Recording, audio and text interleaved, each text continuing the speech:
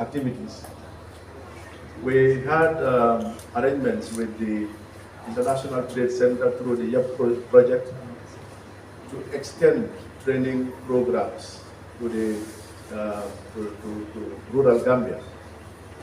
This was in recognition of the fact that a lot of investors that had wanted to invest in hospitality in rural Gambia would have thought of how to source their human capacity to be able to run their facilities.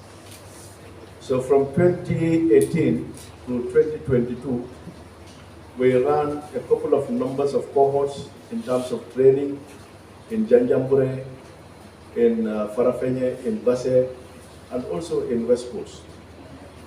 I think the current situation of investment in hotels and accommodation facilities of country is as an offshoot of these training programs that we conducted in these areas. Since the completion of these trainings, we have seen the augmentation of service level in those areas in the countryside, but also the confidence of investors to open hotels in those areas.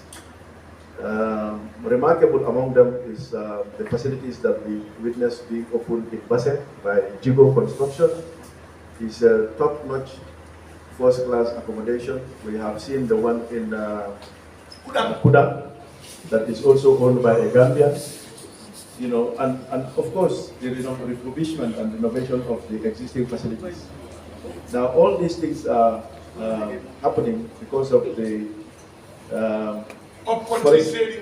policy of the Ministry of Tourism to decentralize tourism activities. So we conducted training, and we trained about 400 young people collectively in both Basse, Janjambure, and Farafenye. This is a landmark and a laudable achievement because by virtue of the interaction that I had with some of the facility managers, they have been highlighting how they have been able to attract more businesses based on the service standards that they have improved in those facilities. Now, I mentioned about staff attrition earlier because of a review of our pay scale. It did not stop there. We had the opportunity to train about 8 young people to develop themselves at the University of the Gambia at bachelor's degree level. But also we trained about 6 people at master's degree level in tourism and hospitality management. These are all efforts geared towards building capacity for the institute to be able to deliver to the maximum level quantitatively and qualitatively.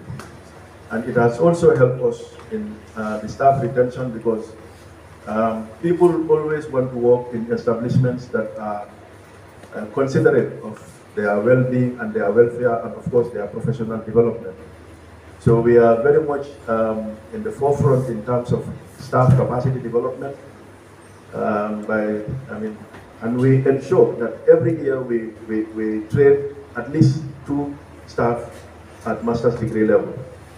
But for bachelor's degree, or any staff that has an entry to the university to do a program is being supported in terms of tuition and of course continuous study allowance. So this has encouraged a lot of staff to enroll in the university, and the number is increasing. Being aware that once they graduate from their first degree, they have opportunities to also go for their master's degree.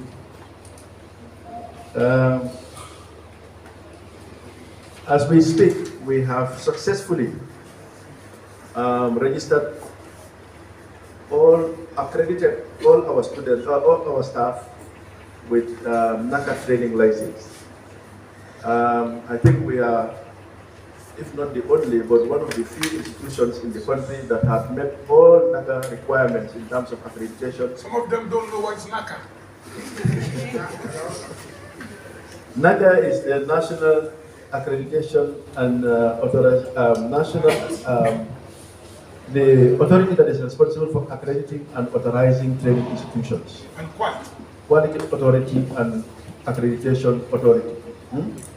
So they are the government in, the department that is responsible for accrediting and licensing training institutions, including higher education institutions, that is the University of the Gambia and other related universities or private universities that are in country.